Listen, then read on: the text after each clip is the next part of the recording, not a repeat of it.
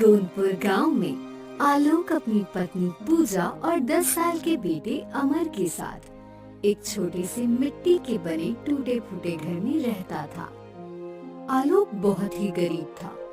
वो सारा दिन जंगल में जाकर लकड़ियां काटता था और उन्हें गांव में बेचकर अपना और अपने परिवार का गुजारा करता था। इन दिनों कड़ी गर्मी पड़ रही थी।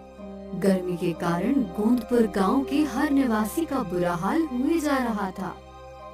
एक दिन गर्मी के कारण आलोक के घर की एक दीवार कमजोर होने की वजह से टूटकर गिर जाती है।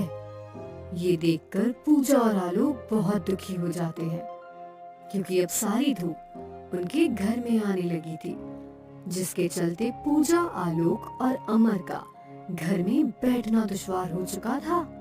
एक दिन दोपहर में, जी अब क्या करेंगे हम? हमारे घर की दीवार तो पूरी टूट चुकी है और पूरे घर में धूप आ रही है। हाँ पिताजी, घर में तो एक पल भी बैठा नहीं जा रहा। एक काम करते हैं, आज हम तीनों मिलकर ये दीवार फिर से बना लेते हैं। मिट्टी की दीवार कब तक बनाते रहेंगे हम? वो हर 2 महीने के अंदर गिर जाती है और हमारा ये घर भी कितना कमजोर हो चुका है। पता नहीं ये कब गिर जाए। तो क्या करें पूजा, दीवार तो बनानी ही होगी ना, वरना ऐसे गर्मी में कैसे रहेंगे हम? दिन में गर्मी, रात में गर्मी, ऐसे तो हम तीनों बीमार हो जाएंगे। पिताजी, मेरा दोस्त पीयूष है ना, उसके पिताजी ने घास का घर बनाया है और वो उसी में रहते हैं। यहाँ तक कि उन्होंने घास के तिनके से 4 घर बनाए हैं। एक घर में वो रहते हैं और बाकी के घर उन्होंने किराए से दे दिए हैं। घर के साथ साथ उनकी कमाई भी होती है। हम भी ऐसा कुछ करते हैं ना। और मैंने सुना है धूप में घास के ऊपर पानी डालने से वो घास एकदम ठंडी हो जाती है, जिसकी वजह से उस घास के घर के अंदर बहुत ठंडा लगता है। गर्मी बिल्कुल महसूस नहीं होती उसमें।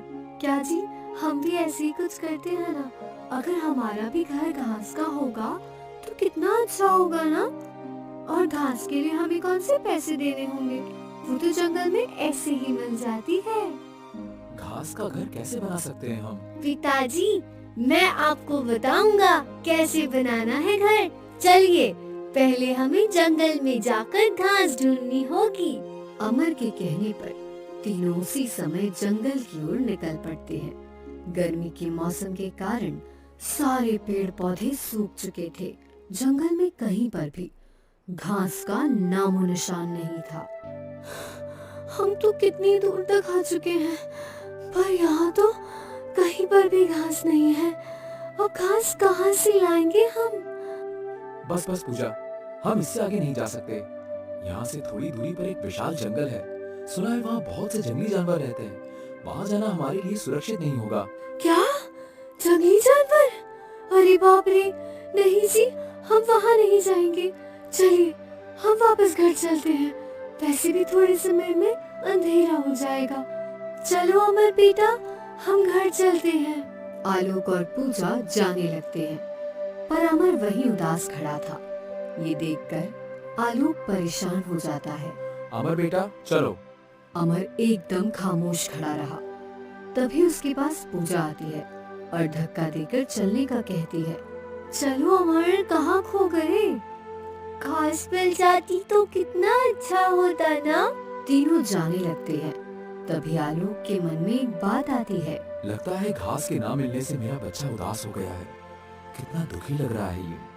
नहीं, मैं अपने बच्चे को दुखी नहीं देख सकता। पूजा, मैं क्या कहता हूँ, तुम और अमर घर चले जाओ। देखो अंधेरा भी होने वाला है और आज मैं लकड़ियाँ तोड़ने भी नहीं आया जंगल में, तो मैं यहाँ आ ही गया हूँ तो थोड़ी लकड़ियाँ तोड़ लेता हूँ। इन्हें बेचकर थोड़े पैसे मिल जाएंगे। तुम दोनों घर जाओ, मैं थोड़े समय में लकड़ियाँ लेकर आता हूँ। अरे आप कल आ जाना, अभी अंधेरा भी होने को आया है, रात हो गई है, तो आप कैसे आओगे घर? पूजा, इस जंगल में मेरा रोज का आना जाना है, तुम चिंता मत करो, मैं जल्दी ही घर आ जाऊंगा। आलोक की ये बात सुनकर पूजा और अमर घर चले जाते हैं। इधर आलोक जंगल के गहरे हिस्से में चलते जाता है। मुझे तुरंत ही कहीं से भी घास ढूंढकर घर जाना होगा। आलोक उस जंगल के हर हिस्से से बखूबी वाकिफ था। उसे पता था जंगल के किस हिस्से पर खतरा है और किस हिस्से में नहीं। फिर भी बेटे की खुशी की खातिर आलोक जंगल के सबसे खतरनाक इलाके में घुस जाता है, जहाँ कई सारे जंगली जानवर थे। आलोक उस जंगल में डर डर कर घूमता है, पर उसे वहाँ कहीं पर घास नहीं दिखाई देती। ये देखकर आलोक दुखी हो जाता है। इतनी दूर आने के बाद भी घास नहीं मिली। ये जंगल की सारी घास आखिर गायब कहाँ हो गई? एक घास तक नहीं है इस जंगल में। तभी एक जंगली हाथी आलोक के पीछे लग जाता है। आलोक उस हाथी को देखकर तेजी से जंगल की ओर दौड़ता जाता है। बाप रे, ये जंगली हाथी मेरे पीछे कैसे पड़ गया? अगर इसने मुझे पकड़ लिया तो मैं तो मारा जाऊंगा। कहाँ भागूं? आगे तो पूरा जंगल ही जंगल है। आलोक तेजी से भागता जाता है। तभी वो एक छोटे से घास के गड्ढे के अंदर गिर जाता है। घास में गिरते ही आलोक वहीं बेहोश हो जाता है।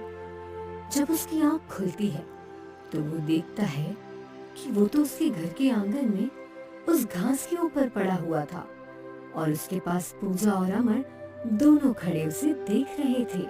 पूजा, भागो, वो हाथी आ जाएगा। हाथी आ जाएगा? ये क्या बोल रहे हो आप? आप अपने घर में हो। आलोक उठकर चारों ओर देखता है तो वो अपने गांव, अपने घर के आंगन में था। ये देखकर आलोक का सर चकराने लगता है। ये कैसे हो सकता है? पूजा, मैं जंगल में था और एक जंगली हाथी मेरे पीछे पड़ा था। मैं तेजी से भागा और इस घास के... अरे, ये घास यहाँ कैसे आ गई? ये तो जंगल में थी ना? पिताजी, आप यहाँ बेहोश पड़े थे और ये घास का गट्ठा आपके पास ही पड़ा हुआ था। ये कैसे संभव है? पूजा, मैं जंगल से यहाँ कैसे आ गया? मैंने तो इस घास को हाथ भी नहीं लगाया था।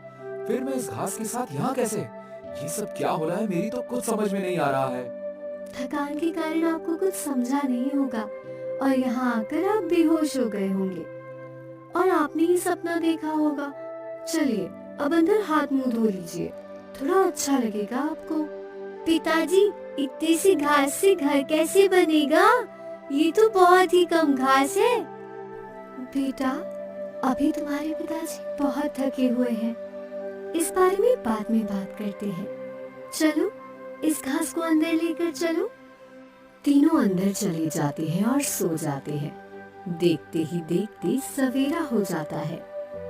तीनों जब अपने घर में देखते हैं तो वो छोटी सी घास पूरा घर भर कर घास हो गई थी। घर भर कर घास देखकर तीनों के होश उड़ जाते हैं। पूजा, ये इतनी सारी घास, ये कैसे?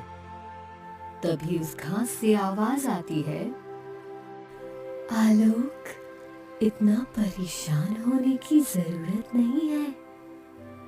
मैं एक जादुई घास हूँ। अब इस घास से अपने लिए कई सारे घर बना लो, क्योंकि मैं कभी खत्म नहीं होने वाली, ना कभी मर जाने वाली हूँ। उस जंगल में उस जंगली हाथी से मैंने ही तुम्हें बचाया था। मैं कई बरसों से उस जंगल में पड़ी थी। कोई मुझे नहीं खा रहा था, न मुझे कोई अपने साथ ले जा रहा था। पर जैसे ही तुम मेरे ऊपर आकर गिरे, मैंने झट से अपने जादू से तुम्हें वहां से गायब कर दिया। क्या?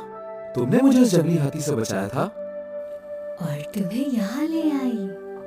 ये बात सुनकर तीनों के होश उड़ जाते हैं। तभी वो तीनों मिलकर उस घास के 4 बड़े बड़े आलीशान घर बना लेते हैं। उस घास के घरों को देखकर गांव वाले हक्का बक्का रह जाते हैं। पिताजी, ये जादुई घास तो सच में बहुत कमाल की है। देखिए, हमारी तो 4-4 घर हो चुके हैं और ये घर कितने खूबसूरत दिख रहे हैं। अरे आलोक भाई, ये क्या? घास के घर? वाह वाह, ये घर तो कितने खूबसूरत लग रहे हैं। देखो जी, ये घास के घर कितने अच्छे हैं। और आपने वो कालू भाई का छोटा सा घर किराए से ले रखा है। न हवा आती है उसमें, न ठंडा लगता है। ऐसे लगता है जैसे किसी गुफा में आकर बैठ गए हों। अरे इन्हें कहते हैं घर। देखिए घास के बने होने के बाद भी ये घर कितने चमक रहे हैं। ये घर कैसे बनाया आपने आलोक भाई? रमेश भाई, बहुत मेहनत लगी है इस घर को बनाने में। दूर दराज एक जंगल में जाने के बाद हमें ये घास मिली थी। आलोक भाई, हमें ये घर रहने के लिए दीजिए ना।